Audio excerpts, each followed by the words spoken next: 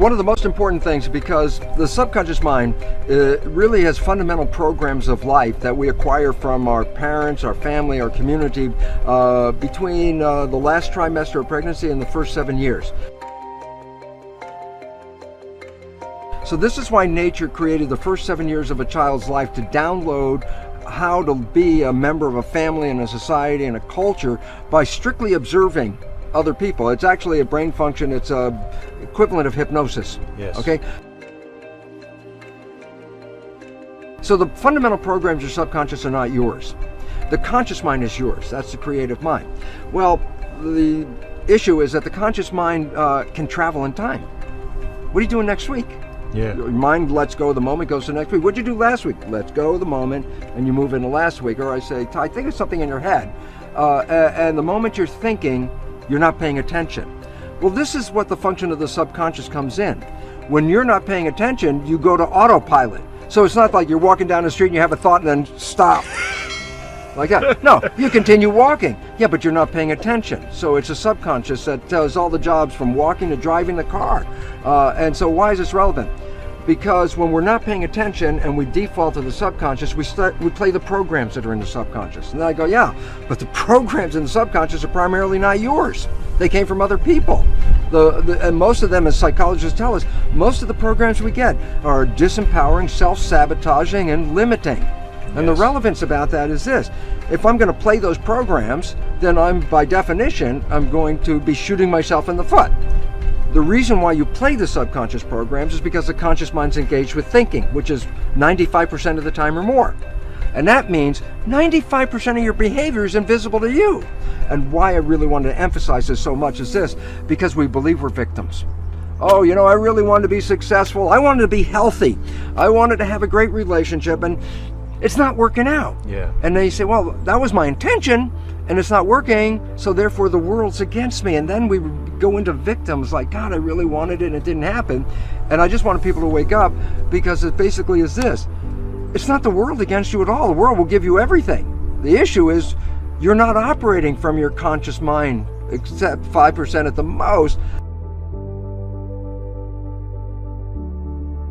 And so your life is really a reflection of your subconscious programming. Yes. Now you say to me, well, I got programmed from the last trimester of pregnancy, first 7 years, so I was being programmed when I was 1 and 2 and 3, and I go, absolutely. And you say, but what were the programs? I wasn't there. I have no idea what the hell the programs are. And I go, here's the neat part. 95% of your life is coming from the subconscious. So all you have to do is look at your life and just look at it and say, for what? I say, what comes to you that you want and it comes to you easily, you have programs to allow that to happen.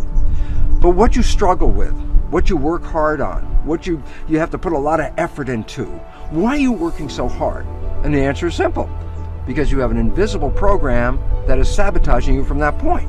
So now all of a sudden you say, well, what do I need to change? I say, well, look at your life. Yes. And tell me what you're having trouble with. Yeah. Because that's the direct expression of a program that's not supporting you. There's always been a belief that the conscious and the subconscious minds are one and the same. So if I educate my conscious mind, then my subconscious mind should automatically know what the heck I just did. Yeah. Right? So then I say, well, yeah, guess what? How many self-help books did you read? And I go, oh, I read all these self-help books. I say, now that you read them, did your life change? And the answer is, no, not really. But I'm really smart, because if you ask me any questions about the self-help book, I can answer it. I say, well, what's the issue? And the issue is this: the conscious mind is creative. So yeah, I could read the book. I could watch this video with you in it. I could even just go, aha, and the conscious mind could accept that and learn it. But the subconscious mind does not learn that way. And that has been the problem, because we educate the conscious minds, get really smart, and our life stays exactly the same as it is. And the issue is why? Because it doesn't translate from the conscious to the subconscious. Because the subconscious learns in, well, 3 to 4 fundamental ways. Number one, the first way it learned 7 years was hypnosis, because the brain was operating at a low vibrational frequency and just downloading what it saw. After you're 7, how do you learn? Habituation. How'd you learn the ABCs or the times table? You had to repeat it and repeat it and repeat it, and finally you got it, and then you know how to do it. You want to drive a car? You have to practice and practice, and then you learn how to do it. So if you want to change the subconscious mind, hypnosis is number one, that works. Number 2, repetition, habituation. Yes. Create a habit. And at first it seems like a struggle because it's new to the subconscious mind. But hey, you didn't learn ABCD the first time you said it, you know, you had to do it again and again. But after you do it for a repetition period, it will be so natural that if you're not doing it, your subconscious mind go, hey, what's happening? We're not doing it. Yeah. So that's really good. We overcome that. A third way, which is some people get it and it's very powerful, but I wouldn't recommend it, is tremendous emotional shock.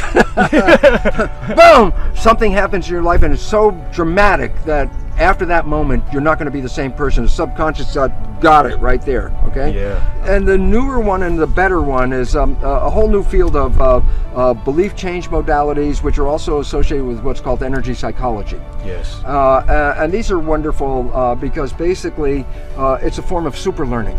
And what's neat about it, the conventional things like hypnosis or habituation, there's a time element that takes a long time. Yeah. But these new belief change modalities, like a super learning experience, you can change a belief you've had your whole life, 50 years, and change it in 10 minutes. Yeah. And so this is really, it's a new type of psychology that's coming in, but it's really necessary because, as they say, necessity is the mother of invention. Yep. We're running into a world that has a lot of necessity to change very, very quickly. So we're really happy to see that there are ways of changing without going through all that anxiety and stress, and we can do it really quickly. My favorite one is the one that I use because I'm the most familiar with it, but there's many of them in my books. I give a whole list, but the one I use is called Psych-K, like the abbreviation of psychology. Yeah. It actually represents psychological kinesiology. Yeah. And it's an exercise where you get your right and your left brain hemispheres to work in harmony, which they don't do on a normal day-by-day basis. And when you get them to work in harmony, that's called brain synchronization, a window sort of opens up and you can drop in a new belief in 5 minutes. You know, it's really fun because you say, well, what if you can release these programs? And that's the story of the Matrix, where I say, well, I take the red pill, I get out of the program, and I say, yeah, but in real life, every time we've taken that red pill, I say, what's the red pill in real life? And the answer is falling in love. Falling in love with the person, or falling in love with your creativity, or whatever it is, falling in love. Because when you fall in love, what you're doing is so captivating and so engrossing and so desirable, you don't let your conscious mind wander. So the first time in your life, your conscious mind's staying present. And I said, well, why is that important? Conscious mind, wishes, desires, and aspirations. If you're operating from that mind, you manifest your wishes and desires. So my conclusion for all of this blah, blah, blah that I'm giving you is simply this. What if you go into the subconscious mind and change the programs in the subconscious mind so they reflect the wishes and desires of your conscious mind? What would that mean? And I tell you what it means. You'll live in a honeymoon for every day of your life on this planet for a simple reason. Yeah. If my conscious mind with wishes and desires begins to wander and I default into the subconscious and is playing my wishes and desires, I never left the honeymoon. Most people's stresses are not real immediate emergency stresses at all. They're beliefs of a fear that they won't have something, they won't have a job, they won't have food, they won't have a friend. And it's not that they don't have them right now. They're thinking about, oh, that happens. And that's where the stress comes from. And that's why 90% of the people are in fear, because they recognize that their future is uncertain. But rather than seeing it in a positive way, they have this image of a negative thing. Work it all out. And it's really interesting because, remember, when you fall in love and you get out of the programming, you create heaven on earth. Well, if it wasn't for the programming, everybody would have heaven on earth. Yes. So if we can change the programming, then heaven on earth is available.